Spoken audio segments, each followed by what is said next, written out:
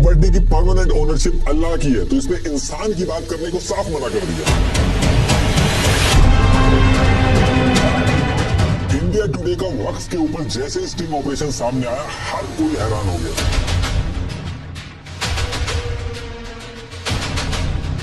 झूठी न्यूज फैला दी गई कि वक्फ ट्रिब्यूनल में तो खाली मुस्लिम है, वो जिस प्रॉपर्टी को चाहेंगे वक्फ कर लेंगे। ईयर 1995 में तो बीजेपी खुद कांग्रेस के साथ हाथ मिला के पार्लियामेंट के अंदर वक्फ बिल लेके आ गई थी। मुस्लिम कम्युनिटी के पास तो लैंड कम थी, लेकिन वक्फ के पास लैंड ज्यादा है। मेरठ के अंदर वक्फ प्रॉपर्टी नंबर 3068 के मुतवल्लिक कमर अहमद ने सिंगापुर की सिर्फ 200 वक्फ प्रॉपर्टी का रेवेन्यू 42.7 करोड़ है, और इंडिया की 5 लाख प्रॉपर्टी का रेवेन्यू सिर्फ 163 करोड़ कैसे हो सकता? ज़कात और सदका जरिया ही एकमात्र ऑप्शन है। विजय माल्या के शराब के बिजनेस के लिए वक्फ प्रॉपर्टी को लीज पे दे दिया गया, क्योंकि इस्लाम में गुनाह है। तो टॉपिक पे वापस आते हैं।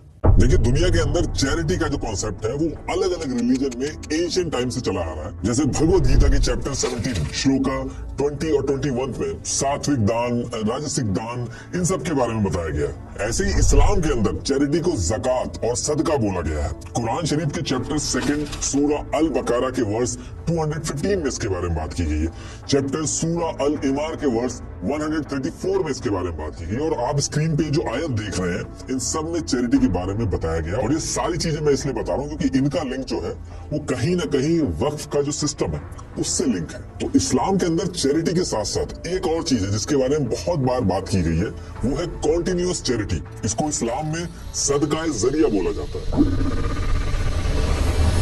हजरत अबू हुरैरा की हदीस नंबर 1631 में कॉन्टिन्यूअस चैरिटी यानी कि सदका जरिया के बारे में बताया गया है। अल्लाह के रास्ते में की गई एक ऐसी चैरिटी, और उस चैरिटी का फायदा लोग उस आदमी के मरने के बाद भी हमेशा के लिए उठाते रहे, वो कभी रुके नहीं, ताकि जिस आदमी ने चैरिटी की है उसका फल उसको मरने के बाद भी मिलता रहे, वो रुके नहीं। और इसी कॉन्सेप्ट को कहा गया है सदका जरिया। और आज की डेट में जो आप वक्फ बोर्ड के बारे में रोज न्यूज में सुनते हैं, वो पूरा का पूरा जो कॉन्सेप्ट है इसी कॉन्टिन्यूअस चैरिटी यानी कि सदका जरिया पे बेस्ड है। वरना कुरान शरीफ के अंदर वक्फ जो वर्ड है उसके बारे में डायरेक्टली कहीं मेंशन नहीं है। अभी आगे मैं आपको इस वीडियो में एक एक डिटेल जब बताऊंगा तब आपको एक्चुअल में समझ में आएगा कि पूरे इंडिया में इसको लेके बवाल क्यों हो रहा है। एक भी लाइन में अपने मन से नहीं बोलूंगा, हर एक चीज का प्रूफ आपको डिस्क्रिप्शन में मिल जाएगा, आप वेरीफाई कर सकते हैं। देखिए, अब होता क्या है कि हजरत प्रॉफिट इब्राहिम और हजरत प्रॉफिट इस्माइल ने मक्का के अंदर लोकल स्टोन्स का यूज करके काबा शरीफ को बनाया, ताकि लोग यहाँ पे आके अल्लाह की इबादत कर सके यानी कि वर्शिप कर सके। और ये जो इंसिडेंट है ये कुरान शरीफ के चैप्टर 2 अल बकारा वर्स 127 में भी मेंशन है। एज इट इज मैं बोल रहा हूँ। तो अब ये जो कंस्ट्रक्शन किया गया था इसके अंदर सदका जरिया यानी कि कॉन्टिन्यूअस चैरिटी जो है, इसके दोनों प्रिंसिपल फॉलो हो रहे थे। पहला, इसको अल्लाह की राह में डेडिकेट किया गया, और दूसरा, आज की डेट तक लोग यहाँ पे आके वर्शिप करते हैं। और यही रीजन है कि काबा शरीफ को लोग सदका जरिया यानी कि कॉन्टिन्यूअस चैरिटी कंसीडर करते हैं। और काबा शरीफ को ही दुनिया के अंदर लोगों ने पहला वक्फ माना। अब आपका ये क्वेश्चन हो सकता है कि वक्फ जो वर्ड है उसका क्यों यूज किया गया, कुछ और क्यों नहीं बोला गया? तो थोड़ा सा वेट करिएगा, अभी एक एक चीज आपको समझ में आ जाएगी। बाकी कुछ हिस्टोरियन बिरकत हबास जो कि एक तालाब है उसको भी पहला वक्त मानते हैं, लेकिन मोस्टली जगह अगर आप सर्च करोगे तो काबा शरीफ को ही पहला वक्त माना गया है। बाकी ये जो चीजें मैं आपको बता रहा हूँ इसको आप अगर सर्च करोगे तो कई कई जगह पे दो पॉइंट ऑफ व्यू मिलेंगे। तो जो सबसे ज्यादा फेमस है वो मैंने उठाए हैं और वही मैं आपको बताऊंगा इसमें। तो अब जब ये पहला इंसिडेंस हुआ कॉन्टिन्यूअस चैरिटी यानी कि सदका जरिया का, तो ये बहुत ही एक फेमस एग्जाम्पल बन के आया लोगों के सामने। और इस टाइम तक वक्फ जो वर्ड था वो उतना ज्यादा यूज नहीं हो रहा था, तो हर जगह पे सदका जरिया जो है वही बोला जा रहा था। तो अब इसके बाद करीब 2 से 2,500 साल बाद यानी कि ईयर 634 AD के आसपास एक ऐसा इंसिडेंट होता है जिसकी वजह से ये जो सदका जरिया का जो कॉन्सेप्ट है यानी कि कॉन्टिन्यूअस चैरिटी का जो कॉन्सेप्ट है ये पूरे मिडिल ईस्ट के अंदर दूर दूर तक फेमस हो जाता है। और ये जो इंसिडेंट है इसके बारे में किताब अल शुहूद के चैप्टर 54 की हदीस 24 का रेफरेंस आज भी लोग देते हैं जब भी वक्फ की बात उठती है। तो होता क्या है कि इस टाइम पे सेकंड कैलिफ हजरत उमर ये हजरत प्रॉफिट मोहम्मद के पास जाते हैं और उनसे कहते हैं कि देखिए, खैबर में मेरे पास एक बहुत ही अच्छी लैंड है, तो मैं इस लैंड को बहुत ही ज्यादा अच्छे काम में अगर यूज करना चाहूँ तो वो क्या होगा। तो उस टाइम पे हजरत प्रॉफिट मोहम्मद इनसे कहते हैं कि इसको तुम सदका जरिया कर दो, ऐसा करने से तुम्हारे बाद भी लोगों को लैंड से फायदा होगा। मतलब कि तुम इस लैंड को प्राइवेट यूज से रोक के अल्लाह के नाम पे सदका जरिया कर दो। इससे होगा ये कि इस लैंड को ना तो सेल, ना गिफ्ट, ना डोनेट, ना ही विरासत में किसी को दिया जा सकेगा, और इस लैंड को सिर्फ पब्लिक वेलफेयर में यूज किया जाएगा। मतलब कि इस लैंड से जो भी प्रॉफिट होगा उसे पुअर, स्लेव्स, गेस्ट, ट्रैवलर्स जो होंगे उनके लिए यूज किया जाएगा, और ये जमीन जो है वो प्राइवेट यूज से हटके अल्लाह की हो जाएगी, और तुम्हारे बाद भी कॉन्टिन्यूअस चैरिटी होती रहेगी, जिसका फल जो है वो तुम्हें दुनिया से जाने के बाद भी कॉन्टिन्यूअसली मिलता रहेगा। तो वक्फ प्रॉपर्टी का जो पूरा कोर है वो इसी कॉन्सेप्ट पे डिजाइन है। अब ये जो इंसिडेंट था इसके बारे में दूर दूर तक बातें हुई। लोग एक नॉर्मल चैरिटी से ज्यादा इंटरेस्टेड थे कि कॉन्टिन्यूअस चैरिटी करें, ताकि एक बार बेनिफिट मिलने की बजाय कॉन्टिन्यूअस बेनिफिट मिलता रहे। तो पूरे मिडिल ईस्ट के अंदर ये जो सदका जरिया है ये ट्रेडिशन बन गया। इस रीजन में अरब्स रहते थे जो अरबी बोलते थे, तो अरबी में एक वर्ड है वकूफा, जिसे अवक्फ भी बोलते हैं या फिर वक्फ भी बोलते हैं। इसका मतलब होता है कि किसी चीज को रोक देना, होल्ड करना या टाई अप कर देना। तो इस टाइम पे जब पूरे रीजन में लोग सदका जरिया कर रहे थे, यानी कि प्रॉपर्टीज को प्राइवेट यूज से रोक के अल्लाह के नाम कर रहे थे, तो नॉर्मल बातचीत में कुछ लोग ये भी कहते थे कि इस लैंड को वक्फ कर दिया गया है। शाही अल बुखारी की हदीस 2737 में आपको लिखा हुआ मिलेगा, इस जमीन को रोक दो और इसका फायदा लोगों के लिए रखो। तो ये जो रोक दो वर्ड है, कुछ लोगों ने इसको ही वक्फ कर दो से जोड़ा। तो इसके बाद आने वाले 20 से 25 साल तक पूरा ये जो रीजन था मिडिल ईस्ट का, यहाँ पे सदका जरिया यानी कि कॉन्टिन्यूअस चैरिटी जो थी वो बहुत ज्यादा फेमस हो गई थी, ट्रेडिशन की तरह यूज हो रही थी। अब ये चैरिटी तो हो रही थी लेकिन इसमें मिसमैनेजमेंट बहुत था, कोई एक ऑर्गेनाइज स्ट्रक्चर नहीं था। लेकिन सेम टाइम पे क्या था कि पर्शियन, इजिप्शियन और जूस जो थे उनके यहाँ पे जो चैरिटी हो रही थी वो एक ऑर्गेनाइज तरीके से हो रही थी। उनके पास एक ऑलरेडी ऑर्गेनाइज स्ट्रक्चर था जिसमें वो एक सिस्टमैटिक तरीके से चैरिटी कर रहे थे। जैसे पर्शिया के अंदर लोग अपनी रिसोर्सेज और जमीन को एक सिस्टमैटिक तरीके से होली फायर टेम्पल के ऑपरेशंस के लिए डोनेट कर रहे थे। वहीं इस्लाम के अंदर जो चैरिटी हो रही थी उसका कोई ऑर्गेनाइज स्ट्रक्चर नहीं था। अब इसके बाद क्या होता है कि करीब 20 से 25 साल बाद यानी कि ईयर 661 AD में पूरे रीजन में उमैयद डायनेस्टी जो थी वो स्टैब्लिश हो जाती है, जिसकी वजह से इस्लामिक एम्पायर जो था वो बहुत ही पावरफुल होता है इस रीजन के अंदर। और इस टाइम के कैलिफ मुआविया अबी सुफियान जो थे उनकी प्रायोरिटी में सबसे ऊपर था कि कैसे भी करके इस अनऑर्गेनाइज्ड कॉन्टिन्यूअस चैरिटी का जो कॉन्सेप्ट है इसको एक फॉर्मल और ऑर्गेनाइज स्ट्रक्चर दे दिया जाए, ताकि सदका जरिया जो है उसको लेके मुस्लिम्स के अंदर कोई कंफ्यूजन ना रहे। तो उस टाइम पे क्या था कि पर्शियन, इजिप्शियन का जो चैरिटी का ऑलरेडी मॉडल चल रहा था उसी को बेस बना के एक मिलता जुलता सिस्टम डेवलप किया, और इस टाइम तक वक्फ जो वर्ड था वो भी फेमस हो चुका था। तो इस पूरे सिस्टम को नाम दिया इन्होंने वक्फ सिस्टम, और इस वक्फ सिस्टम को पूरी ह्यूमैनिटी के लिए बनाया गया था, सिर्फ मुस्लिम्स के लिए नहीं बनाया गया था। लेकिन आगे चल के ये चीज चेंज होगी। तो ये जो पूरा वक्फ सिस्टम था इसको कैलिफ अबी सुफियान ने डेवलप किया, और कुछ ही टाइम बाद अबू सुफियान जो थे वो जब आए तो उन्होंने इस बनाए हुए वक्फ सिस्टम के लॉ को डिफाइन किया, जो हर एक मुस्लिम जब वो चैरिटी करेगा तो उसको फॉलो करेगा। तो सबसे पहले उन्होंने क्या किया, पूरे रीजन के अंदर उस टाइम तक जितनी भी प्रॉपर्टी वक्फ हुई थी उसका एक ऑफिशियल रिकॉर्ड बनाना स्टार्ट कर दिया। और जब सारे रिकॉर्ड बन गए तो उन्होंने हर रीजन में वक्फ एडमिनिस्ट्रेटर बनाए, उनको मुतवल्लीज भी बोला जाता है, उनको अपॉइंट किया। इनफैक्ट आज की डेट में भी इंडिया के अंदर आप देखोगे तो वक्फ प्रॉपर्टी जो है उनको मुतवल्ली ही मैनेज करते हैं। अभी आएगा आगे। तो रीजन के अंदर मुतवल्ली जो थे वो अपने एरिया के अंदर जो वक्फ प्रॉपर्टी थी उसको मेंटेन करने लगे, उसका रिकॉर्ड बनाने लगे, और जो इनकम जनरेट होती थी उसका भी रिकॉर्ड बनाने लगे। हर एक छोटी से छोटी डिटेल, जैसे किस काम के लिए प्रॉपर्टी वक्फ की गई है, उसका पर्पस क्या है, हर एक चीज का रिकॉर्ड बनने लगा। अब मुतवल्ली मैनेज तो कर रहा था लेकिन वो सिर्फ एक केयर टेकर था। वक्फ प्रॉपर्टी का जो रेवेन्यू था उसमें से वो एक भी रुपया ले नहीं सकता था। इसके बाद इन्होंने वक्फ सेंट्रल रजिस्ट्री बनाई, जिसमें ये सब था कि जो प्रॉपर्टी वक्फ की गई है उसका मालिक कौन है, किस पर्पस के लिए डोनेट की गई है, करंट स्टेटस क्या है, हर एक चीज वक्फ सेंट्रल रजिस्ट्री में मेंटेन होने लगी। तो इस तरीके से इसका स्ट्रक्चर बना दिया गया, और जो इसके लॉ थे वो भी क्लियरली सबको समझा दिए गए। सबसे पहली चीज इसमें यह कही गई कि एक बार अगर कोई प्रॉपर्टी वक्फ कर दी गई तो उसकी परमानेंट ओनरशिप जो है वो अल्लाह की हो जाएगी, और किसी भी कंडीशन में उसकी ओनरशिप जो है वो चेंज नहीं की जा सकती। जिसने उस प्रॉपर्टी को वक्फ किया यानी कि डोनेट किया है, जो वाकिफ होता है, वो भी अगर दोबारा से चाह ले कि उस प्रॉपर्टी का ओनर बनना तो दोबारा से उस प्रॉपर्टी का ओनर नहीं बन सकता। इनफैक्ट इंडिया के अंदर भी सुप्रीम कोर्ट ने ऑन रिकॉर्ड बोला है, once a Waqf always a वक्फ। तो इसके बाद कोई कंफ्यूजन ना रहे, इसलिए वक्फ प्रॉपर्टी का यूज कहाँ हो सकता है इसके बारे में भी साफ साफ मेंशन कर दिया गया। पहला रिलीजियस पर्पस, दूसरा चैरिटेबल पर्पस। ये एक बार आप पॉज करके पढ़ लेना इनके जितने भी टाइप हैं वक्फ के, कि किस किस पर्पस के लिए आप वक्फ कर सकते हो। नॉन मुस्लिम जो है वो भी अगर चाहे तो वक्फ कर सकते हैं, लेकिन उस प्रॉपर्टी को इस्लामिक पर्पस के लिए यूज किया जा सकता है। उस पर कोई चर्च या हिंदू टेंपल नहीं बनाया जा सकता। और इसके साथ साथ कसिनो या फिर लिकर शॉप जो है वो नहीं खोली जा सकती उस पर। और जो वाकिफ होगा, यानी कि जो उस प्रॉपर्टी को वक्फ कर रहा है, वो उस प्रॉपर्टी का लेजिटिमेट ओनर होना चाहिए, उसके ऊपर कोई उधार नहीं होना चाहिए, तभी वो वक्फ कर सकता है। ऐसा नहीं है कि उधार लेके कोई प्रॉपर्टी खरीद के और फिर वक्फ कर सके। और जो प्रॉपर्टी वक्फ होगी तो वक्फ करते टाइम एक वक्फ डीड बनेगी जिसे सक अल वक्फ भी कहा जाता है। इस वक्फ डीड के अंदर एक एक डिटेल होती है, ओनर की डिटेल्स, किस पर्पस के लिए डोनेट की गई है, ये सारी चीजें इस वक्फ डीड के अंदर मेंशन होती है।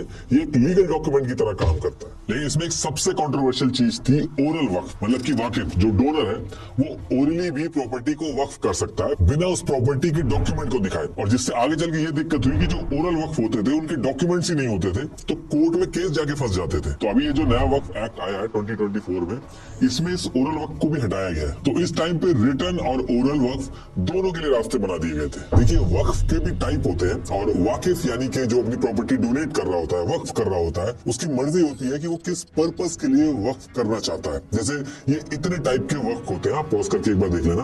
इनमें से कोई भी पर्पस चूज किया जा सकता है। ये चीज वाकिफ यानी कि डोनर की मर्जी होती है कि वो कौन सा वक्फ का ऑप्शन लेना चाहता है। जैसे अगर प्रॉपर्टी वक्फ करते टाइम रिलीजियस वक्फ का ऑप्शन लिया तो उस प्रॉपर्टी को मदरसा या फिर मस्जिद के काम में लिया जाएगा। इसमें एक फैमिली वक्फ भी होता है जिसे वक्फ अल औलाद भी कहते हैं। इसमें प्रॉपर्टी वक्फ करने के बाद उस प्रॉपर्टी से जो इनकम जनरेट होती है वो वाकिफ के फैमिली मेंबर्स को मिल सकती है। मान लो कोई प्रॉपर्टी वक्फ की गई है और उससे कुछ रेंट आने लगा, तो उसका कुछ पोर्शन वाकिफ चाहे तो अपनी प्रॉपर्टी के मेंबर्स के लिए भी अलॉट कर सकता है। और इसी को वक्फ अल औलाद या फैमिली वक्फ भी बोलते हैं। वक्फ अल औलाद के बारे में किताब अल शुहूद के चैप्टर 54 की हदीद नंबर 24 में भी मेंशन है। तो ये सारे जो रूल्स थे इस टाइम पे डिफाइन करके वक्फ का एक प्रॉपर सिस्टम बना दिया गया, जो अरब्स ने बहुत ज्यादा यूज किया। और फिर आगे चल के जब ऑटोमन एम्पायर आया तो इसको और ऑर्गेनाइज करके इंप्रूव किया। और जब ये वक्फ का स्ट्रक्चर बन गया था तो इसको बनने के बाद सबसे पहला जो रिटर्न रिकॉर्ड था वो ईयर 912 एडी के टाइम का मिला था, जिसमें पैलेस्टीन के रमल्ला सिटी में रहने वाले फैक अल हादीन ने एक रेस्ट हाउस वक्फ किया था, जिसकी बेसिक टर्म्स जो थी वो एक स्टोन की स्लैब पे लिखी हुई थी। अब इसके बाद करीब 200 से 250 साल बाद ईयर 1192 एडी में जब मोहम्मद गौरी भारत पे हमला करता है और सेकंड बैटल ऑफ तराइन में महाराजा पृथ्वीराज चौहान को हार का सामना करना पड़ता है, तो उसके बाद इस पूरे एरिया पे मोहम्मद गौरी अपना रूल स्टेब्लिश कर लेता है। और इसी के बाद वक्फ को इंडिया के अंदर स्टेब्लिश करने की भी बातें स्टार्ट हुई। अब वक्फ के रूल के हिसाब से वही लैंड डोनेट या फिर वक्फ कर सकता है जो उसकी खुद की लैंड हो। और इस्लामिक स्कॉलर्स ने उस टाइम पे कहा कि जो रूलर अपनी शक्ति से किसी एरिया को जीत के अपना रूल स्टेब्लिश करता है वो एरिया उसका माना जाता है। ऐसे स्टेट लैंड को शरिया में खराज लैंड या क्राउन लैंड कहा जाता है। तो इस्लामिक स्कॉलर जो थे उन्होंने उस टाइम पे कहा कि ऐसी प्रॉपर्टी अगर रूलर चाहे तो वो वक्फ कर सकता है। तो मोहम्मद गौरी ने इंडिया के अंदर वक्फ का एक मॉडल बनाया, जिसमें उसने पूरे इंडिया में अलग अलग रीजन में जो मस्जिदें थी, चाहे पहले से जो मस्जिदें थी और जो नई बनने वाली थी, उसमें से ये किया कि उसके आसपास के विलेजेस या फिर लैंड उन मस्जिदों के साथ अटैच करके वक्फ कर दिए। अब ऐसा करने से हुआ ये कि जो मस्जिदें थी वो एक सेल्फ सस्टेनेबल मॉडल में चलने लगी, और जो भी रेवेन्यू इस वक्फ की गई लैंड या विलेजेस से आता था, चाहे रेंट के थ्रू चाहे एग्रीकल्चर के थ्रू, उससे जो मस्जिदें थी उनका ऑपरेशन चलता था। इमाम वगैरह जो थे उनकी सैलरी वगैरह दी जाती थी। तो इंडिया के अंदर जो वक्फ स्टार्ट हुआ तो वो कुछ इस तरीके के मॉडल से स्टार्ट हुआ था। ये जो लैंड दी जाती थी उस टाइम पे, इसको अलग अलग नाम भी दिए गए थे, जैसे मदद ए माश, वाजिश ए माश, वाजिश ए मिल्क, ये कहा जाता था इनको। उस टाइम पे इंडिया और पाकिस्तान अलग नहीं हुए थे, तो मुल्तान में एक जामा मस्जिद पहले से ही थी, उसके साथ 2 गांव थे, उसको अटैच कर दिया गया था और शेखुल इस्लाम नाम के एक आदमी को यहाँ का मुतवल्ली बनाया गया था। तो इंडिया के अंदर इसको सबसे पहली वक्फ की गई प्रॉपर्टी माना जाता है। और ये सब आपको फिरोज शाह तुगलक के टाइम के हिस्टोरिकल टेक्स्ट तारीख ए फिरोज में मिलेंगे। तो इसके बाद इंडिया के अंदर भी एक ट्रेडिशन स्टार्ट हो गया था वक्फ करने का, और जो भी प्रॉपर्टी वक्फ की जाती थी उसका सारा रिकॉर्ड किसने वक्फ की, किस रूलर के टाइम पे की, मुतवल्ली कौन था, सबका एक ऑफिशियल रिकॉर्ड मेंटेन किया जाता था जिसे फरमान कहते थे। और बहुत सारी प्रॉपर्टी इस टाइम पे वक्फ की गई थी। इनफैक्ट साउथ के बहमानी सल्तनत के रूलर महमूद गवान, इन्होंने दरगाह के लिए मलहर गांव की 5250 बीघा जमीन वक्फ की थी। और फिर जहांगीर के टाइम पे भी 20 बीघा हाजीपुर बिहार में वक्फ हुए। औरंगजेब के टाइम पे 200 बीघा इलाहाबाद की लैंड वक्फ हुई। 30 बीघा जमीन अजमेर में वक्फ हुई। और सिर्फ इस्लामिक रूलर ही नहीं, सोशल हार्मनी मेंटेन करने के लिए हिंदू रूलर्स जो थे वो भी प्रॉपर्टी डोनेट करते थे। जैसे छत्रपति शिवाजी महाराज के ग्रैंडफादर ने अपनी मन्नत पूरी होने पर पीर शाह शरीफ के पास एक वाटर रिजर्व था, वो डोनेट किया था। शिवाजी महाराज ने भी याकूब बाबर पीर शोहरावर्दी की दरगाह के लिए 653 एकड़ लैंड और साथ में एक मस्जिद के लिए भी लैंड दी थी। और भी बहुत सारी प्रॉपर्टी वक्फ की गई थी, तो मैं एक साथ नहीं बता सकता, तो आप स्क्रीन पे देख सकते हैं। इसको एक बार पॉज करके आप पढ़ लीजिएगा। ये साइड में इनके फरमान जो है उनकी डिटेल्स मेंशन है। टोटल प्रॉपर्टी जो उस टाइम पे वक्फ की गई थी, जो मैं ढूंढ पाया, वो थी 13,406 बीघा लैंड थी, वो वक्फ की गई थी उस टाइम पे। ये उनकी डिटेल्स हैं, आप स्क्रीन पे देख सकते हो। और इसके अंदर कैश, शॉप रेवेन्यू और जिनके फरमान मिसिंग थे उनकी डिटेल्स नहीं है। इसमें राइट में डेट मेंशन है कि कब वक्फ हुए, जिस रूलर ने फरमान इशू किया उसका नाम है, लोकेशन मेंशन है और उसके बगल में पर्पस जो है वो भी मेंशन है। अब देखिए, ये जो प्रॉपर्टी वक्फ होती जा रही थी, इनको दोबारा से किसी प्राइवेट यूज में नहीं किया जा सकता था। और इंडिया के अंदर इसको मैनेज करने के लिए भी एक सिस्टम बनाया गया था। स्टेट लेवल की जो वक्फ प्रॉपर्टी थी उसको मैनेज करने के लिए सदर असाइन किए गए थे, जो एडमिनिस्ट्रेशन करते थे, इसका ग्रांट्स वगैरह जो होते थे उनको मैनेज करते थे। डिस्ट्रिक्ट लेवल पे सदर ए सरकार की पोस्ट बना के मैनेज करवाते थे ये लोग वक्फ प्रॉपर्टी को। और विलेज लेवल पे जो काजी होते थे वो वक्फ प्रॉपर्टी को देखते थे। बाकी इन वक्फ प्रॉपर्टी का जो रेवेन्यू वगैरह कलेक्ट करने का जो काम था वो दीवान को दिया गया था। और डेली जो एक्टिविटीज होती थी वो मुतवल्ली देखते थे। और ये जो टाइम चल रहा था, इस टाइम पे मुगल एम्पायर का जो पॉलिटिकल और एडमिनिस्ट्रेटिव कैपिटल जो था वो दिल्ली था। तो जितने भी रूलर्स थे उन्होंने अपने बड़े बड़े रिलीजियस इंस्टीट्यूट जो थे वो दिल्ली में ही बनवाए थे। और ईयर 1628 में तो शाहजहां ने दिल्ली के एरिया में शाहजहानाबाद नाम से एक पूरा शहर बसा दिया था। ये जो Chandni Chowk, red fort, old Delhi वाला जो एरिया है, सब इसी में आता था। तो अब क्या होता है कि इसके करीब 28 साल बाद ईयर 1656 में दिल्ली का जो एरिया था वहां पे जामा मस्जिद भी बनाई गई। और जामा मस्जिद के आसपास की जो जमीन थी उसको वक्फ कर दिया गया था। इसलिए आप देखोगे कि सबसे ज्यादा जो वक्फ बोर्ड का जो कन्फ्लिक्ट है वो दिल्ली के अंदर आप देखते हो गवर्नमेंट के साथ। और इसके पीछे रीजन क्या है वो अभी आगे बताऊंगा मैं आपको। अब देखिए इसके बाद क्या होता है कि ईयर 1757 आते आते ब्रिटिशर्स जो थे वो इंडिया के अंदर आके रूल करने लगे थे। और मुगल जो थे वो काफी वीक हो चुके थे इस टाइम तक। तो ब्रिटिशर्स ने जब इंडिया पे रूल करना चालू किया तो इन्होंने एक चीज की कि हिंदू और मुस्लिम्स के जो धार्मिक मुद्दे थे उनके साथ छेड़छाड़ नहीं की, क्योंकि उनको पता था कि ऐसा करने से उनको बहुत ज्यादा नुकसान हो सकता है। तो अंग्रेजों की इंटेंशन पे कोई शक ना करे कि आगे चल के रिलीजियस मुद्दों में छेड़छाड़ करेंगे। अंग्रेजों ने एक रॉयल फरमान निकाला था जिसको द रेगुलेशन ऑफ 1772 भी कहते हैं, जिसमें इन्होंने क्लियरली मेंशन कर दिया था कि हिंदू और मुस्लिम की जो रिलीजियस चीजें हैं उनमें ये बिल्कुल भी इंटरफेयर नहीं करेंगे। तो मुगलों का बनाया हुआ जो वक्फ सिस्टम था उसमें भी इन्होंने कोई छेड़छाड़ नहीं की। आने वाले 30 से 35 सालों तक वक्फ सिस्टम जैसे पहले चल रहा था वैसे ही चलता रहता है।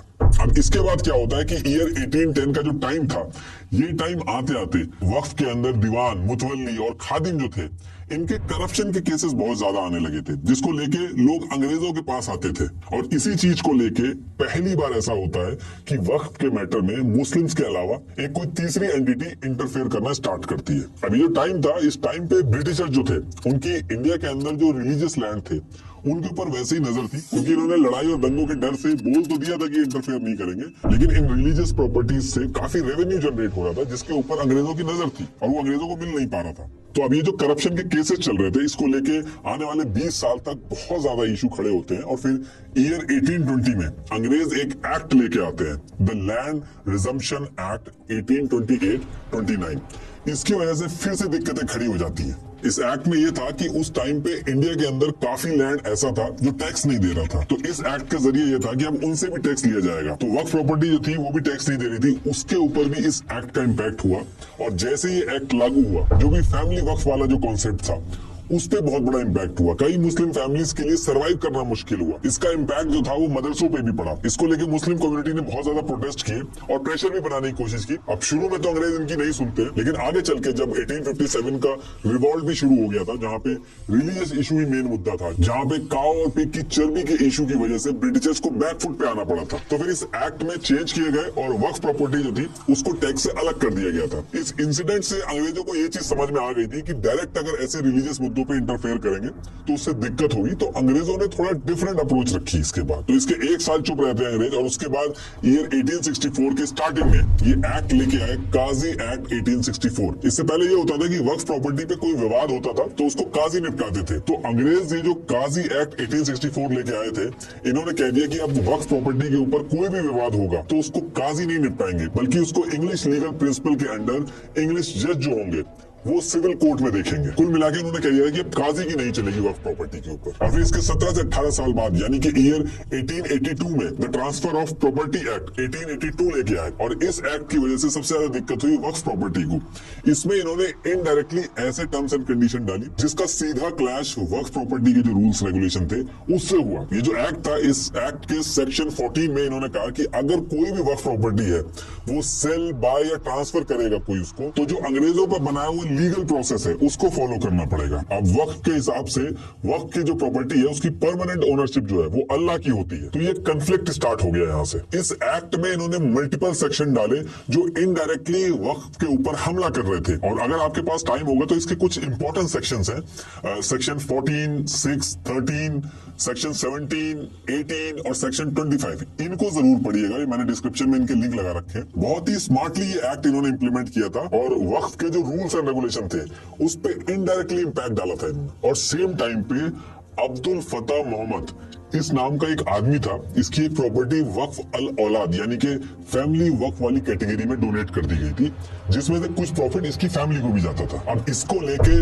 रुजोमो धुर चौधरी नाम का एक आदमी था, वो ब्रिटिश कोर्ट में पहुंच जाता है और कहता है कि ये जो फैमिली वक्फ वाला जो कॉन्सेप्ट है ये इनवैलिड है चैरिटी के नाम पे। इसका मकसद पब्लिक वेलफेयर नहीं है बल्कि पर्सनल फायदा है। तो काफी दिन तक ये कोर्ट जो है ब्रिटिश कोर्ट में चलता है और इसके बाद फिर जजमेंट आता है जिसमें वक्फ अल औलाद मतलब कि फैमिली वक्फ को इनवैलिड अनाउंस कर दिया जाता है। और बात यहाँ पे भी नहीं रुकती है। इसके 12 साल बाद 2 फरवरी 1894 को ब्रिटिशर्स लैंड एक्विजिशन एक्ट 1894, जिसमें ये लेके आए कि ब्रिटिश गवर्नमेंट अगर चाहे इंडिया के अंदर उसको पब्लिक के लिए कुछ अगर बनाना है, मतलब कि कोई road, train, dam, river, hospital वगैरह अगर उसको बनाना हो तो वो किसी भी लैंड को अपने अंडर ले सकता है और उसके बदले में जो उसका कॉम्पनसेशन होगा वो दे देगा। और ये जो एक्ट ये लेके आए थे, इस एक्ट में इन्होंने वक्फ की जो प्रॉपर्टी थी उसको भी इंक्लूड कर रखा था। अब वक्फ प्रॉपर्टी का जो कॉन्सेप्ट है उसके हिसाब से परमानेंट ओनरशिप तो अल्लाह की है, तो मुस्लिम जो है वो वक्फ प्रॉपर्टी को बेच नहीं सकते। अगर कोई गवर्नमेंट प्रोजेक्ट आ भी जाएगा उसमें तो वो उससे पैसा नहीं ले सकते। लेकिन अंग्रेज मानते नहीं है, इस एक्ट को जबरदस्ती इंप्लीमेंट कर देते हैं। तो अब यहाँ से धीरे धीरे करके जितनी भी वक्फ प्रॉपर्टी थी उन पे ब्रिटिशर जो है वो इनडायरेक्टली कंट्रोल लेना शुरू कर रहे थे। तो ऐसे 11 साल बाद यानी कि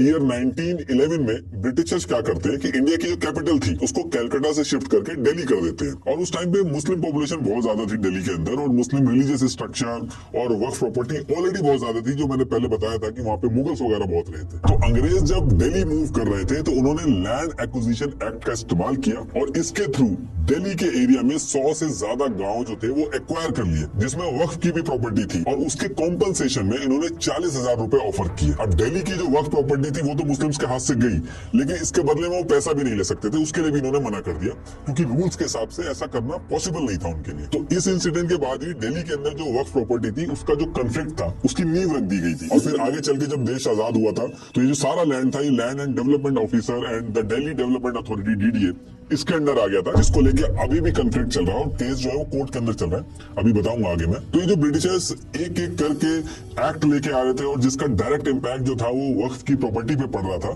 तो इसको लेके प्रोटेस्ट तो चल ही रहे थे। साथ में मुस्लिम लीग जो थी उसने भी ब्रिटिशर्स पे प्रेशर बनाया कि वक्फ के जो रूल्स एंड रेगुलेशन है वो क्लैश कर रहे हैं, आप इसके लिए एक सेपरेट लीगल फ्रेमवर्क बनाइए और वक्फ को लीगली एक्सेप्ट करिए। और ईयर 1923 आते आते मुस्लिम लीग जो थी वो ब्रिटिशर्स को ये बात समझाने में सफल रही थी और फिर ब्रिटिश गवर्नमेंट ने पहली बार वक्फ को लीगली इंडिया के अंदर एक्सेप्ट किया। और फिर 5 अगस्त 1923 को द मुसलमान वक्फ एक्ट 1923 लेके आए। इसमें इन्होंने वक्फ की डेफिनेशन लीगली डिफाइन की। फिर इसमें यह कहा गया जो मुस्लिम रिलीजन को फॉलो करता है वो अपनी किसी भी प्रॉपर्टी को मुस्लिम्स लॉ में रिलीजियस और चैरिटेबल पर्पस के लिए परमानेंट डेडिकेट कर सकता है। अब इससे हुआ ये कि जो कॉन्टिन्यूस चैरिटी का जो पूरा कॉन्सेप्ट था इससे पहले पूरी ह्यूमैनिटी के लिए आया था, लेकिन इसके बाद अंग्रेजों ने इसे इनडायरेक्टली सिर्फ मुस्लिम्स के लिए कर दिया गया। फिर इसमें यह कहा गया कि अब से जितनी भी वक्फ प्रॉपर्टी होगी उनका मैंडेटरी रजिस्ट्रेशन होगा। वक्फ की जो इनकम होगी, एक्सपेंसेस होंगे, सबका ऑफिशियल रिकॉर्ड मेंटेन होगा। और इस एक्ट के सेक्शन 3 में कहा गया कि मुतवल्ली जो होगा वो 2000 से ज्यादा जितनी भी इनकम करेगा सबका ऑडिट करवा के कोर्ट के अंदर सबमिट करेगा। और अगर कोई आगे चल के घपला सामने आता है तो इस एक्ट के सेक्शन 10 में साफ मेंशन था कि ब्रिटिश कोर्ट में उसके ऊपर केस चलेगा। और इसके बाद इसमें यह कहा गया कि इंडिया के हर स्टेट में वक्फ बोर्ड बनाए जाएंगे। और ये जो वक्फ बोर्ड थे इनको ऐसे ही रैंडम तरीके से नहीं बना दिया गया, इनको लीगल पावर भी थी। इनको एक स्टेट लेवल की स्टैट्यूटरी नॉन ऑफिशियल बॉडी की तरह बनाया गया। मतलब कि बनाया इसको गवर्नमेंट लॉ के अंडर ही है, लेकिन इसका जो ऑपरेशन है वो मुस्लिम कम्युनिटी के जो लोग हैं वो इंडिपेंडेंट होकर चलाएंगे उसको। और फिर इसमें मुस्लिम कमिश्नर को वक्फ बोर्ड का एक प्रेसिडेंट बनाया गया। और ये कहा गया कि आगे भी जो प्रेसिडेंट बनेगा वो मुस्लिम कमिश्नर ही होगा। वक्फ बोर्ड का जो प्रेसिडेंट होगा उसको कुछ सिविल कोर्ट जैसी अथॉरिटी दी गई। जैसे सिविल कोर्ट किसी को भी समन इशू करके बुलाता है और डॉक्यूमेंट डिमांड करता है, ठीक वैसे ही वक्फ बोर्ड का जो प्रेसिडेंट होगा वो भी ठीक वैसे ही कर सकता है। और इसमें इन्होंने कहा कि वक्फ अल औलाद वाला जो कॉन्सेप्ट है उसका जो रेवेन्यू आएगा उसका 2.5% पैसा वक्फ बोर्ड को भी दिया जाएगा ताकि वो अपना ऑपरेशन चला सके। अगर कोई वक्फ प्रॉपर्टी है उसको ट्रांसफर करना चाहता है तो पहले वक्फ बोर्ड से परमिशन लेनी होगी। ऐसा नहीं होगा कि वाकिफ या फिर मुतवल्ली अपने हिसाब से जो चाहे वो कर ले। वक्फ बोर्ड चाहे तो किसी भी वक्फ प्रॉपर्टी को बिना गवर्नमेंट के अप्रूवल के 20 साल के लिए लीज पे दे सकता है। कुछ स्टेट्स में 3 साल की भी लिमिट रखी गई थी। और इसमें यह भी कहा गया कि अगर कहीं पे कोई कब्जा होता है वक्फ प्रॉपर्टी पे तो पुलिस को साथ में लेके 45 डेज में कब्जा हटाया जा सकता है। बेसिकली ब्रिटिशर जो ये एक्ट लेके आए थे इसके बाद वक्फ बोर्ड जो था वो वक्फ प्रॉपर्टी का पूरा कर्ता धर्ता बन गया था। और ये जो वक्फ बोर्ड था स्टेट लेवल पे ऑपरेट कर रहा था, यानी कि हर स्टेट का अलग वक्फ बोर्ड था। और एक हायरार्की बनाई इन्होंने। सेम चीज इन्होंने डिस्ट्रिक्ट लेवल पे भी करी। हर डिस्ट्रिक्ट के लिए वक्फ कमिश्नर बनाए। उनका काम था डिस्ट्रिक्ट लेवल पे वक्फ प्रॉपर्टी को हैंडल करना, रजिस्ट्रेशन वगैरह ये सारी चीजें देखना। और ये सब करने के बाद वक्फ फंड भी बनाए गए क्योंकि ये सारा ऑपरेशन चलाने के लिए इंडिया के अंदर फंड्स की भी जरूरत थी। तो इसके लिए अलग से वक्फ फंड बनाए गए जिसमें 3 तरह से पैसे इकट्ठे करने के रूल बनाए गए। एक तो कुछ पैसे इसमें time to time British government जो होगी वो देगी, बाकी अलग से अगर कोई प्राइवेट डोनेशन करना चाहे वक्फ के फंड के अंदर तो वो भी कर सकता है। तीसरी चीज वक्फ की जो प्रॉपर्टी होगी उससे जो रेवेन्यू आएगा उसमें से भी कुछ पैसा जो है वो इस वक्फ फंड के अंदर डाला जाएगा ताकि ये पूरा वक्फ बोर्ड का जो ऑपरेशन है वो आसानी से चलता रहे। अब इसके कुछ सालों बाद अंग्रेज इंडिया से चले जाते हैं, हमें आजादी मिलती है और इंडिया और पाकिस्तान 2 अलग देश बन चुके थे। तो कुछ मुस्लिम्स और मुतवल्ली को अपनी जमीन छोड़ के इंडिया से पाकिस्तान माइग्रेट करना पड़ता है। उसमें उनकी प्राइवेट प्रॉपर्टी भी थी और वक्फ प्रॉपर्टी भी थी। और इसी तरीके से पाकिस्तान के अंदर से हिंदू और सिख जो थे वो अपनी जमीन छोड़ के आए थे। अब पाकिस्तान गवर्नमेंट जो थी उन्होंने हिंदू और सिख की जो प्रॉपर्टी थी उसको अपने अंडर में ले लिया था, लेकिन इंडिया में जो लोग अपनी जमीन छोड़ के पाकिस्तान गए थे उन जमीनों पे जो पाकिस्तान से रिफ्यूजी आए इंडिया में उनके लिए कैंप्स बनाए गए। इन जमीनों को इवैक्यूएट प्रॉपर्टी बोला जाता था। मतलब कि ऐसी प्रॉपर्टी जिनके ओनर 1 मार्च 1947 के बाद इंडिया छोड़ के पाकिस्तान चले गए थे उनको इवैक्यूएट प्रॉपर्टी बोला गया। सबसे ज्यादा इवैक्यूएट प्रॉपर्टी जो थी वो पंजाब, हरियाणा, दिल्ली और यूपी में थी। और पाकिस्तान के अंदर से हिंदू और सिख जितनी लैंड छोड़ के आए थे उसके बेसिस पे इन इवैक्यूएट प्रॉपर्टी को इंडिया के अंदर अलॉट किया जा रहा था। लेकिन बहुत ही कम टाइम के अंदर ये जो इवैक्यूएट प्रॉपर्टी थी इसके अंदर लोगों के बीच में कन्फ्लिक्ट स्टार्ट हो गए।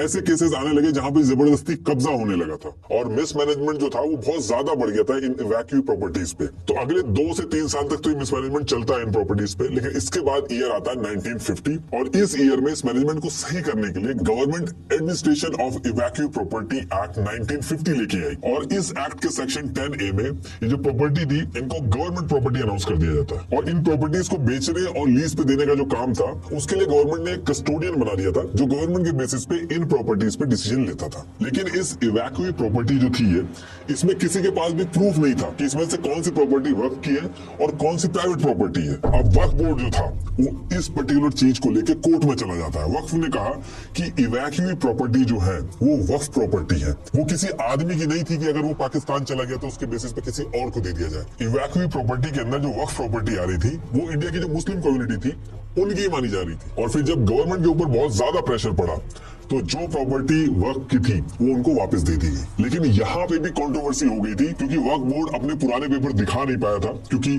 टाइम के साथ पेपर खराब हो गए थे। लेकिन बाद में ये प्रॉपर्टी वक्फ को दे दी गई थी। लेकिन जब ये इंसिडेंट हुआ था, इस इंसिडेंट के बाद से ही जो मुस्लिम कम्युनिटी थी वो चाहती थी कि आजाद भारत में भी वक्फ को लीगली एक्सेप्ट कर लिया जाए, कॉन्स्टिट्यूशन के अंदर इसके रूल सेट कर दिया ताकि आगे चल के कोई भी गवर्नमेंट आए तो इसके ऊपर अपनी मनमानी ना कर सके। तो अगले 2 साल तक गवर्नमेंट के ऊपर मुस्लिम कम्युनिटी जो थी वो बहुत प्रेशर बनाती है। और फिर ईयर 1952 में कांग्रेस के एमपी SM अहमद काजमी को टास्क दिया गया कि आप सर्वे करके वक्फ प्रॉपर्टी जो है इंडिया के अंदर उनको आइडेंटिफाई करिए। तो वो बिल्कुल ऐसा ही करते हैं, उनको आइडेंटिफाई करते हैं प्रॉपर्टीज को और अगले 1 साल के अंदर अहमद काजमी सर्वे करके एक रिपोर्ट सबमिट करते हैं। और फिर 1 साल इस पे काम करने के बाद इंडियन गवर्नमेंट 21 मई 1954 को वक्फ एक्ट 1954 लेके आती है जो कि जम्मू एंड कश्मीर, बंगाल, यूपी, महाराष्ट्र और गुजरात के कुछ एरिया को छोड़ के पूरे इंडिया में इंप्लीमेंट होता है। तो ये जो वक्फ एक्ट 1954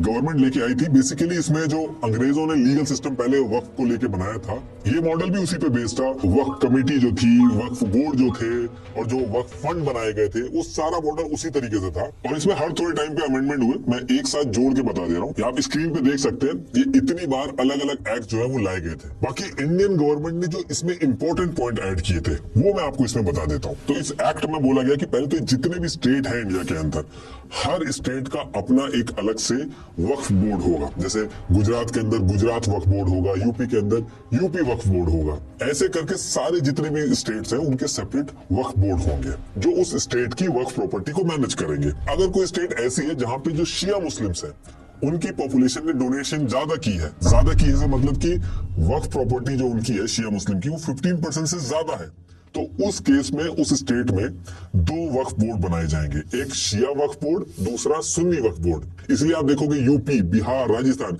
इन स्टेट में शिया और सुन्नी 2 वक्फ बोर्ड हैं। तो ऐसे करके 32 वक्फ बोर्ड हो गए। तो ये जो वक्फ बोर्ड बनाए गए थे पूरे स्टेट की वक्फ प्रॉपर्टी का एडमिनिस्ट्रेशन देखते थे।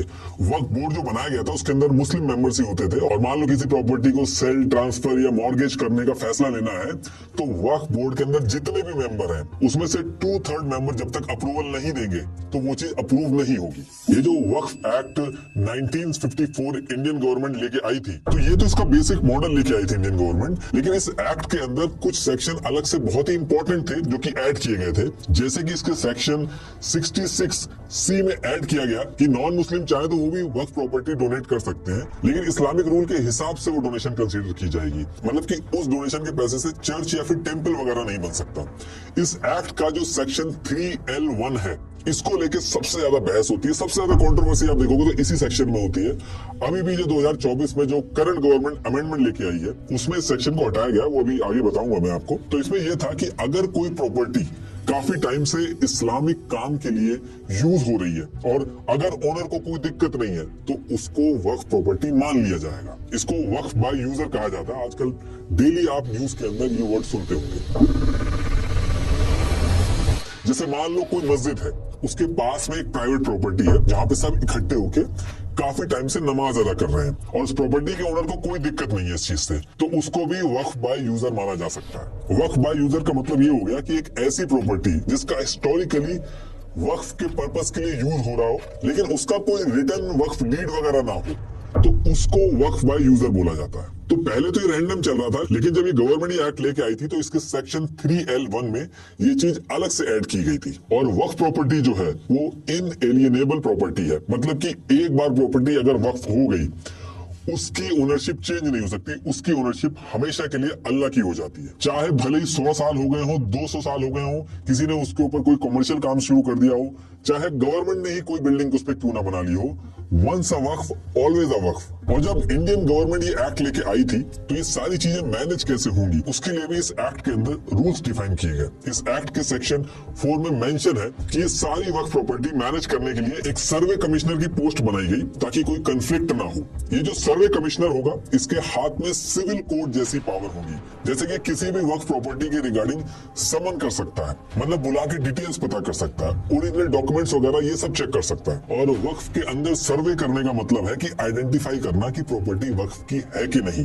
तो सर्वे कमिश्नर क्या करता है कि इंडिया के अंदर जो पहले वक्फ की प्रॉपर्टी होंगी उनको आइडेंटिफाई करता है, उनकी लोकेशन, साइज, किसने वक्फ किया उसकी एक रिपोर्ट बनाता है और वो रिपोर्ट गवर्नमेंट को भेजता है और फिर गवर्नमेंट जिस स्टेट से रिलेटेड ये मैटर होगा उस स्टेट के वक्फ बोर्ड को भेजेगी और फिर वक्फ बोर्ड उस पूरी रिपोर्ट को पढ़ के ऑफिशियल गैजेट में पब्लिश कर देगी कि ये प्रॉपर्टी वक्फ की है। तो जो आप न्यूज में सुनते हो कि ये प्रॉपर्टी वक्फ डिक्लेयर कर दी गई है तो इसका मतलब यही होता है कि उस स्टेट के वक्फ बोर्ड का जो सर्वे कमिश्नर है उसने आइडेंटिफाई की है प्रॉपर्टी और ऑफिशियल गैजेट में उस लैंड की डिटेल्स वगैरह सब मेंशन करके उसको वक्फ डिक्लेयर कर दिया है। और मान लो कि अगर कोई वक्फ प्रॉपर्टी है, वक्फ बोर्ड का जो सर्वे कमिश्नर है उसने सर्वे करके प्रॉपर्टी को वक्फ डिक्लेयर कर दिया है, तो उस प्रॉपर्टी का जो ओनर है अगर उसको लगता है कि वो प्रॉपर्टी उसकी है, वक्फ की नहीं है और इसको लेके अगर कोई डिस्प्यूट होता है तो प्रॉपर्टी के ओनर को 1 साल के अंदर अंदर वो सिविल कोर्ट जा सकता है और जब तक सिविल कोर्ट के अंदर केस चलेगा वो प्रॉपर्टी वक्फ की ही रहेगी।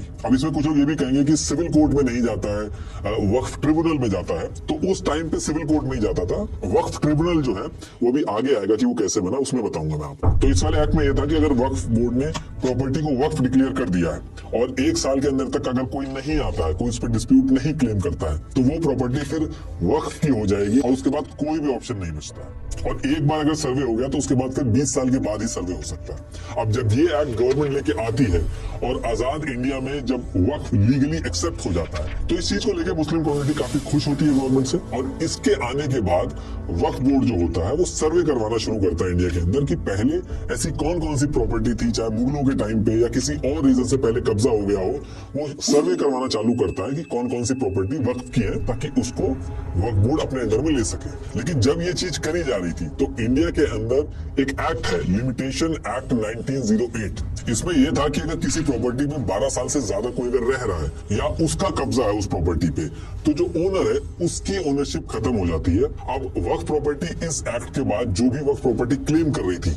सबको 12 साल से ज्यादा टाइम हो गया था, तो इसको सही करने के लिए भी वक्फ एक्ट 1954 के सेक्शन 66G को अमेंड करके वक्फ के लिए ये डेट 30 साल तक के लिए एक्सटेंड कर दी गई थी और फिर आगे चल के वक्फ के लिए इसका टाइम अनलिमिटेड कर दिया गया। वक्फ एक्ट जब ये बनाया गया था इसके बहुत सारे रूल्स एंड रेगुलेशन कंफ्लिक्ट कर रहे थे, तो ये इतने सारे इंडिया के जो एक्ट थे उनको चेंज करना पड़ा था। ये आप पॉज करके एक बार देख सकते हैं। तो जब ये एक्ट आया और सर्वे स्टार्ट हुए तो वक्फ प्रॉपर्टी जो है वो बढ़ी। तो जैसे राजस्थान में पहले जहाँ 73 वक्फ प्रॉपर्टी थी वहाँ 1965 हो गई थी, आंध्र प्रदेश में 15,300 थी, वहाँ पे 35,706 हो गई थी। अब देखिए अलग अलग स्टेट जो थे उनके लिए तो अलग अलग वक्फ बोर्ड बना दिए गए थे, लेकिन सेंटर लेवल पे कोई चीज नहीं थी जो इन सारे स्टेट के जो वक्फ बोर्ड है इनको सेंट्रलाइज कर सके। तो अब टाइम आ चुका था पूरे इंडिया के अंदर वक्फ बोर्ड को सेंट्रलाइज करने का, ताकि वक्फ का जो ऑपरेशन है वो सही से चल सके और करप्शन कम हो। क्योंकि स्टेट के अंदर जो वक्फ बोर्ड थे उसमें मुतवल्ली जो थे उनके करप्शन के केसेस आ रहे थे और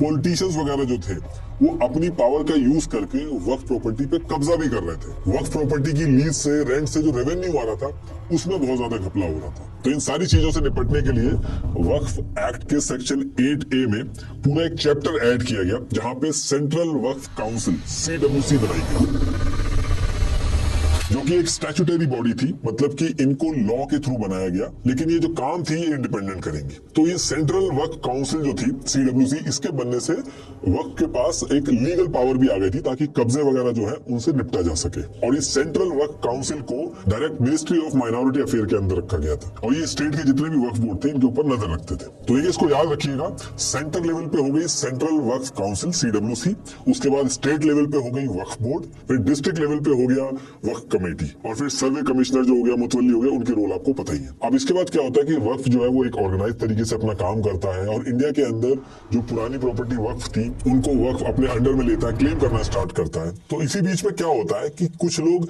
सेम टाइम पे अपनी प्रॉपर्टी सेल करने सब रजिस्ट्रार ऑफिस गए, तो रजिस्ट्रार ऑफिस से उनको पता चला कि जो प्रॉपर्टी है जिसको वो अपना समझ के उस पर रह रहे थे, ये प्रॉपर्टी तो वक्फ के नाम पे रजिस्टर्ड है। अब रूल के हिसाब से ये था कि वक्फ जो है वो अगर कोई प्रॉपर्टी अपने अंडर में लेगा तो गैजेट नोटिफिकेशन निकालेगा, उसके बाद 1 साल का टाइम होगा। लेकिन इसमें दिक्कत ये आ रही थी कि नोटिफिकेशन जो निकाला जा रहा था वो आम जनता ऐसे पढ़ नहीं रही थी।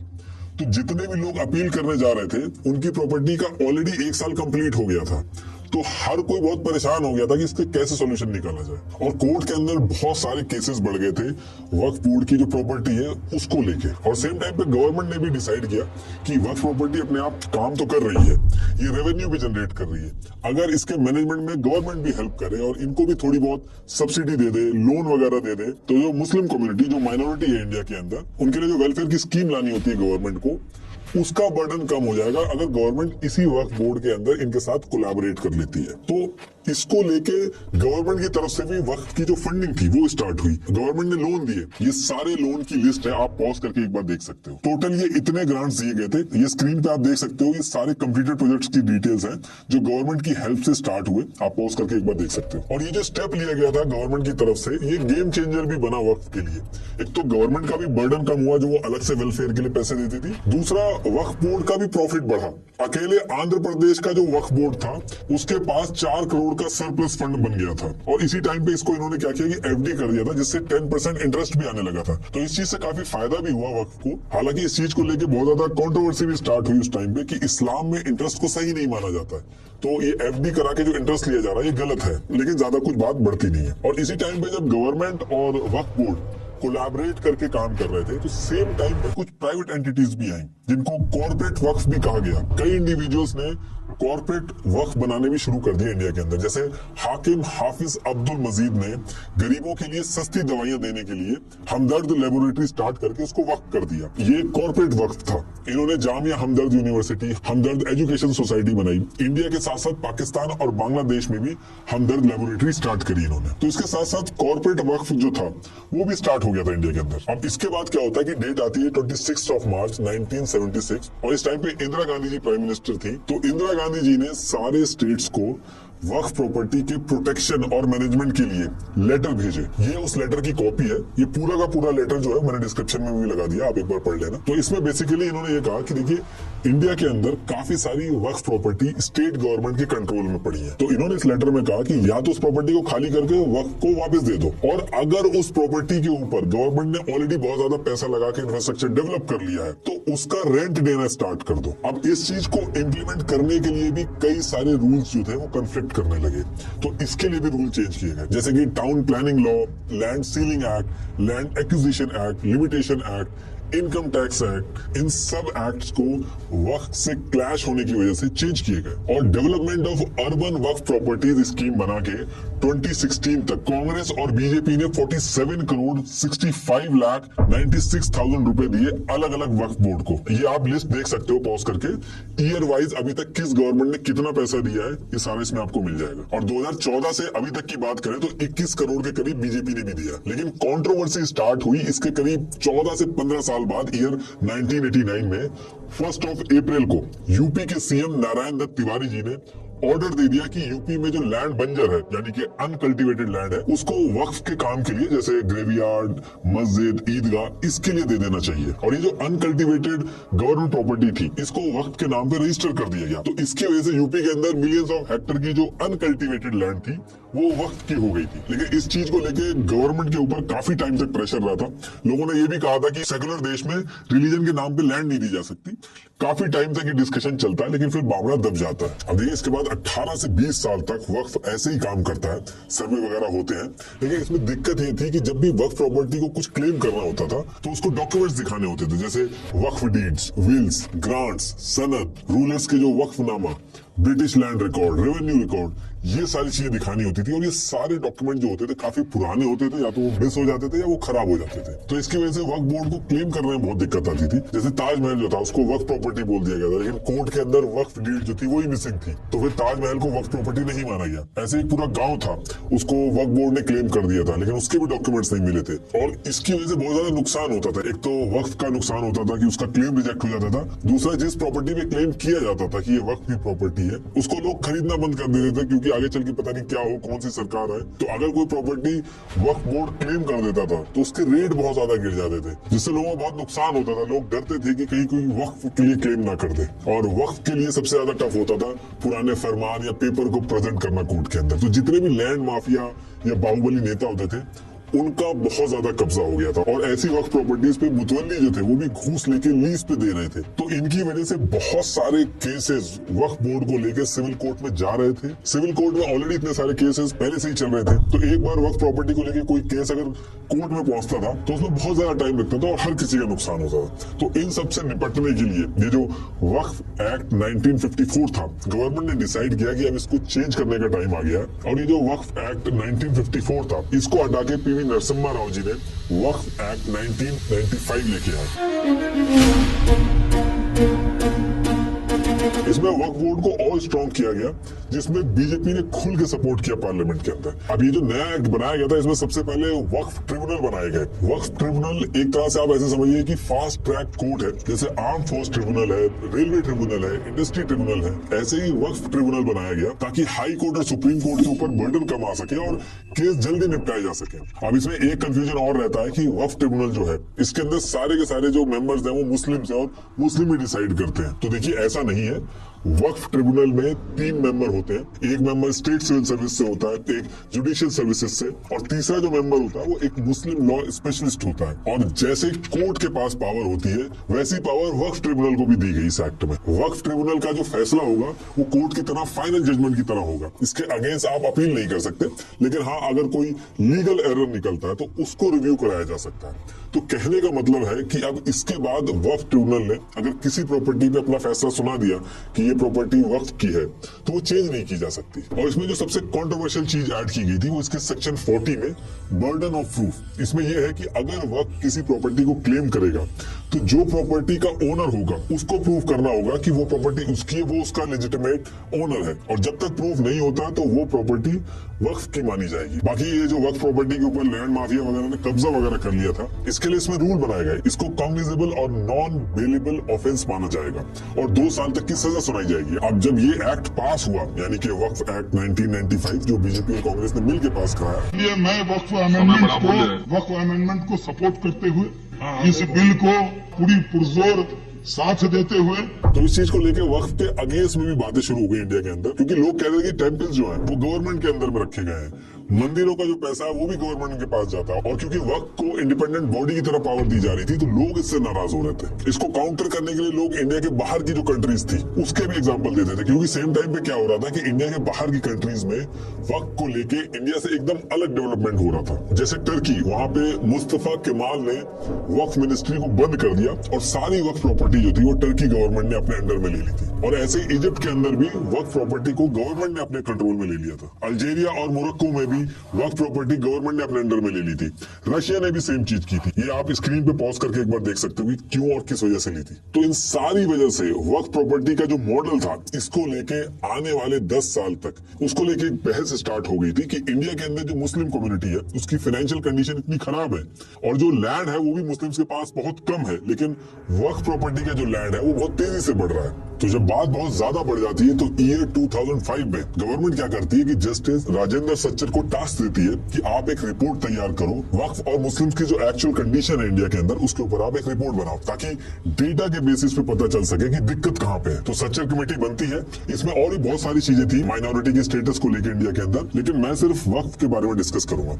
तो सच्चर कमेटी ने क्या किया कि इंडिया के अंदर जितनी भी अलग अलग स्टेट के वक्फ बोर्ड थे उनसे कहा कि जो भी रेवेन्यू प्रॉपर्टी से आ रहा है या जहां जहां आप सर्व सर्वे कर रहे हो, प्रॉपर्टी क्लेम कर रहे हो, एक एक चीज का पहले तो आप डेटा शेयर करो। और जब सचिन कमेटी ने डेटा मांगा तो कई स्टेट्स के वक्फ बोर्ड ने तो अपने सर्वे का डेटा ही अपडेट नहीं कर रखा था, तो उनके पास कोई रिकॉर्ड ही नहीं था। कई ऐसे भी छोटे स्टेट्स हैं जहां पे किसी भी तरीके का डेटा मेंटेन ही नहीं हो रहा था। लेकिन जैसे तैसे करके ये सारी डिटेल्स इकट्ठा करके करीब एक साल के बाद 17 नवंबर 2006 को सचिन कमेटी अपनी रिपोर्ट सबमिट करती है, जिसमें काफी शॉकिंग फैक्ट सामने आते हैं, जिससे गेस किया जा सकता है कि वक्फ बोर्ड में कुछ ना कुछ तो गड़बड़ी चल रही है। रिपोर्ट में आया कि उस पर्टिकुलर टाइम पे वक्फ के पास 4.9 लाख रजिस्टर्ड प्रॉपर्टी है, जिनको वक्फ ने रजिस्टर करवा रखा है। बाकी जो क्लेम कर रखी है और रजिस्टर नहीं है वो इससे बाहर थी। टोटल लैंड निकाला गया कि वक्फ के पास कितना लैंड है, तो ये निकला 6 लाख एकड़। और फिर इसके बाद इंडिया के अंदर जो टोटल वक्फ प्रॉपर्टी थी जो रजिस्टर्ड थी, उसकी मार्केट वैल्यू निकाली गई जो कि 1.2 लाख करोड़ आई।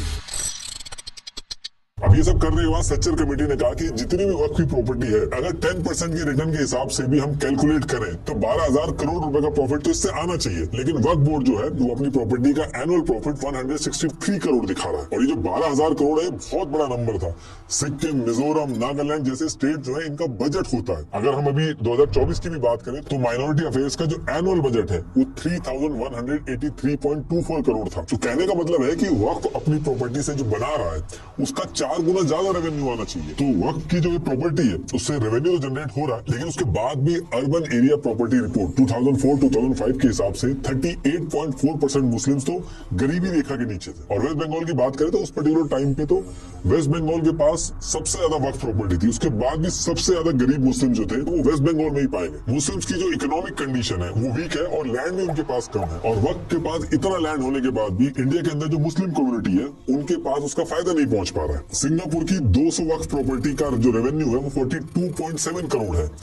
इंडिया की 4.9 लाख वक्फ प्रॉपर्टी का जो रेवेन्यू है 163 करोड़ है। ये बहुत ज्यादा डिफरेंस है। इसका मतलब है कि मिसमैनेजमेंट है इंडिया के अंदर। सिंगापुर वालों ने वक्फ को लेकर एक शुकुक मुश्करा का सिस्टम डेवलप किया था और इस्लामिक बॉन्ड्स बना के इन्वेस्टर्स का भी पैसा लगाया। मलेशिया और इंडोनेशिया इस्तिबदल सिस्टम लेके आए जिससे बहुत ज्यादा रेवेन्यू उन्होंने बनाया। लेकिन इंडिया के अंदर वक्फ बोर्ड में करप्शन, नेताओं की मनमानी और आउटडेटेड सिस्टम की वजह से रेवेन्यू में बहुत ज्यादा डिफरेंस है। अब इस चीज के ऊपर वक्फ बोर्ड जो है उसका कहना था कि देखिए वक्फ प्रॉपर्टी तो बहुत सारी है, ऑन पेपर बहुत सारी है, लेकिन एक्शन में वक्फ प्रॉपर्टी के ऊपर इलीगल कब्जा जो है वो बहुत ज्यादा बढ़ गया है। लैंड माफिया, पॉलिटिशियंस ने अपने हिसाब से इस प्रॉपर्टी को ऐसा किया है कि वक्त की जो प्रॉपर्टी को बहुत ज्यादा नुकसान हो रहा है। वक्फ बोर्ड ने कहा कि जो भी गवर्नमेंट आती है वो अपने बंदे घुसा देती है और लैंड से फायदा बनाती है और हमारी इसमें चलती ही नहीं है। जैसे इसमें कहा इन्होंने कि गवर्नमेंट ने अपने फायदे के चक्कर में शिलोंग का जो वक्फ बोर्ड था वहां का जो सीईओ था, एक 10th फेल को जबरदस्ती बिना मर्जी के वक्फ बोर्ड का सीईओ बना दिया गया। इंडिया टुडे ने एक स्टिंग ऑपरेशन किया था। ये मेरठ की वक्फ प्रॉपर्टी नंबर 3068 के मुतवल्ली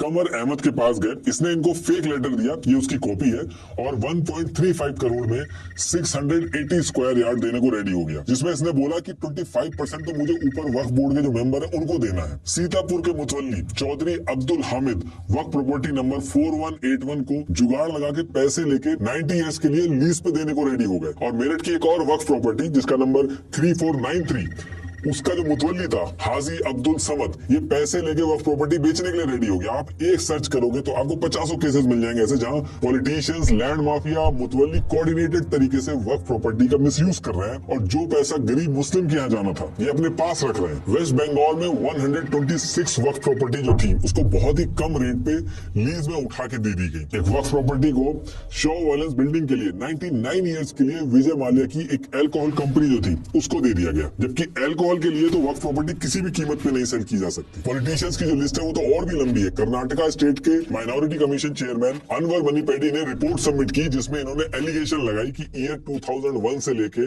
2012 के बीच में पॉलिटिशियंस और लैंड माफिया ने 27,000 एकड़ वक्फ की जो जमीन थी वो बहुत ही सस्ते में दी थी। और ये जो पूरा स्कैम था इसका एस्टिमेट 2 लाख करोड़ बताया गया, जिसमें इन्होंने डायरेक्ट नाम लिया रहमान खान, जफर शरीफ, तनवीर सेठ, कमरुल इस्लाम, खानीज फातिमा, एन.ए. हैरिस, सीएम इब्राहिम और मल्लिका अर्जुन खड़गे तक का नाम लिया इसमें। टीडीपी के चंद्रबाबू नायडू ने 1100 वक्फ लैंड को airport development authority of India को दे दिया, जो कि ऐसा वो नहीं कर सकते थे। ऐसे ही वाईएसआर रेड्डी ने भी दरगाह हुसैन शाह की 1630 एकड़ प्राइम वक्फ की जो लैंड थी जिसकी कीमत करीब 32,000 करोड़ थी वो मल्टीनेशनल कंपनीज को उठा के दे दी थी। दिल्ली की जो जामा मस्जिद और फतेहपुरी मस्जिद के पास की जो वक्फ लैंड थी, वहां पे जो शॉप्स थी उनको 1500 से 2000 रुपए के रेंट पे दिया गया, जबकि एक्चुअल में वहां बताया जा रहा है कि 20,000 रुपए रेंट आराम से आना चाहिए। इसके लिए भी अहमद बुखारी और मौलाना मुअज्जम अहमद पे इल्जाम लगाया गया। दिल्ली में बहुत सारी ऐसी वक्फ प्रॉपर्टी है जिनको 1 रुपए से 11 रुपए पर मंथ रेंट पे दे दिया गया यूज करने के लिए। ये उन सारी प्रॉपर्टी की लिस्ट है और इसमें भी आप देखोगे तो मुस्लिम्स को ना देके 85% केसेस में हिंदुओं को रेंट पे दी गई है। यूपी में मल्टीपल एलिगेशन मुख्तार अंसारी पे लगे हैं कि इन्होंने वक्फ प्रॉपर्टी की जमीन पे एक मॉडर्न कॉम्प्लेक्स बना के अपने बेटे को दे दी, और अतीक अहमद के ऊपर भी इल्जाम लगाएगा कि इन्होंने प्रयागराज में एक प्राइम लोकेशन की वक्फ प्रॉपर्टी दी, जिसका मुतवल्ली जो था वो अपना इलाज कराने के लिए कुछ टाइम के लिए गया था, तो उसी के बीच में अतीक अहमद ने उस प्रॉपर्टी को, जो कि वक्त की थी, अपने घर वालों के नाम करा दी। तो देखिए, करप्शन को लेकर वक्फ बोर्ड ने बहुत बार अपने कंसर्न दिखाए हैं कि वक्फ बोर्ड पे बहुत ज्यादा कब्जे हो रहे हैं, इस पर कुछ ना कुछ करना होगा, लेकिन उसके बाद भी कुछ नहीं होता। शुरू में मैंने बताया था आपको कि दिल्ली को जब अंग्रेजों ने कैपिटल बनाया था तो उन्होंने वक्फ प्रॉपर्टी ले ली थी। तो जब अंग्रेज चले गए तो उसके बाद वक्फ बोर्ड ने करीब दिल्ली की 77% लैंड पे अपना क्लेम किया था दोबारा से, लेकिन तब तक ये सारी प्रॉपर्टी जो थी वो डीडीए एंड एलडीओ के अंडर आ गई थी और गवर्नमेंट का बहुत सारा इंफ्रास्ट्रक्चर इसके ऊपर बन गया था। करीब 200 प्लस मस्जिद और 300 प्लस वक्फ प्रॉपर्टी को लेके अंग्रेज जब इंडिया से चले गए थे तो गवर्नमेंट और वक्फ बोर्ड के बीच में अभी तक कंफ्लिक्ट चल रहा है, कोर्ट केसेस चल रहे हैं।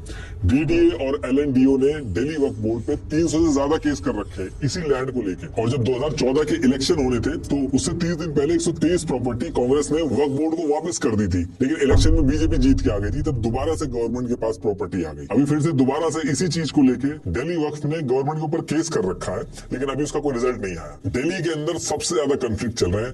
989 एविक्शन ऑर्डर डाले गए हैं वक्फ प्रॉपर्टी को लेके और 120 पुलिस कंप्लेन हो चुकी है। उसके बाद में सिर्फ 4 वक्फ प्रॉपर्टी थी जो वापस मिली थी वक्फ बोर्ड को। ये आप लिस्ट एक बार पॉज करके देख सकते हैं। इन पे वक्फ बोर्ड ने कहा कि गवर्नमेंट ने तो इन प्रॉपर्टी पे खुद ही कब्जा कर रखा है। इसमें सबसे ज्यादा करप्शन के जो केस है वो दरगाह के आते हैं। 29 नवंबर 2012 को कर्नाटका के टुमकुर सिटी में बीएच रोड पे 2 मुस्लिम सेंट की दरगाह थी। दरगाह के ऊपर म्युनिसिपल कमिश्नर ने केस कर दिया था कि ये इलीगल बनाई गई है, और फिर इसके बाद केस चलता है सिविल कोर्ट में, और फिर सिविल कोर्ट के अंदर ईयर 1906 का मैप प्रोड्यूस किया गया जिसमें दरगाह थी नहीं, तब जाके कोर्ट ने दरगाह के अगेंस्ट में ऑर्डर पास किया। ऐसे दिल्ली के एक फ्लाईओवर के ऊपर दरगाह बना दी गई थी, वो मुद्दा भी बहुत ज्यादा उड़ गया था। उत्तराखंड के फॉरेस्ट में 450 मजार मिली, लेकिन जब इसको चेक किया गया तो कोई ह्यूमन बॉडी नहीं मिली इसमें। तो इसमें काफी ज्यादा मिसमैनेजमेंट चल रहा था।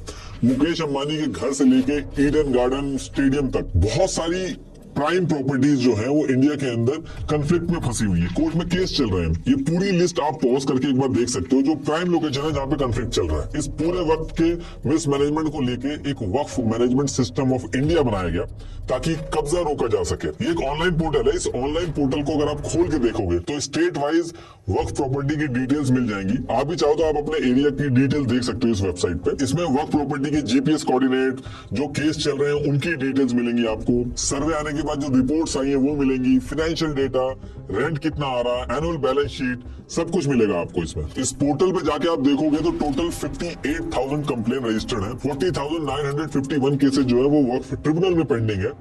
165 केसेस हाई कोर्ट और सुप्रीम कोर्ट में चल रहे हैं, और सबसे हैरानी की बात है कि 9,942 केसेस तो खुद मुस्लिम्स के चल रहे हैं। जिस मुस्लिम कम्युनिटी के लिए ये वक्फ सिस्टम बनाया गया था, उनके वेलफेयर के लिए लाया गया था, उसी कम्युनिटी को सबसे ज्यादा सफर करना पड़ रहा है। तो अब इसके बाद ये जो करंट ईयर चल रहा है 2024, इसमें क्या हुआ है कि 8 अगस्त 2024 को नया वक्फ बिल लेके आई है गवर्नमेंट। तो ये जो बिल लेके आई है गवर्नमेंट, इसमें इन्होंने कई सारी चीजें चेंज कर दी है, इसीलिए इसको लेकर बहुत ज्यादा कंट्रोवर्सी स्टार्ट हो गई है। पहली चीज इसमें कही गई है कि जो आदमी कम से कम 5 साल से इस्लाम प्रैक्टिस कर रहा होगा वही अपनी प्रॉपर्टी वक्फ कर सकता है। वक्फ बाय यूजर जो मैंने ऊपर समझाया था आपको, उसको इसमें से रिमूव कर दिया गया है। इसके बाद जो पहले सर्वे कमिश्नर सर्वे करते थे, उसकी जगह गवर्नमेंट का डिस्ट्रिक्ट कलेक्टर जो होगा वो सर्वे करेगा, और वक्फ बोर्ड की जगह स्टेट गवर्नमेंट को रिपोर्ट भेजेगा। और जिस वक्फ प्रॉपर्टी का डिस्प्यूट गवर्नमेंट का और वक्फ बोर्ड का चल रहा होगा, जब तक उस पर कोई फैसला नहीं आ जाता वो प्रॉपर्टी गवर्नमेंट की मानी जाएगी। और इस एक्ट में ये भी कहा गया है कि आप कोई भी वक्फ प्रॉपर्टी को रजिस्टर करने के लिए जो कलेक्टर होगा उसकी परमिशन लेके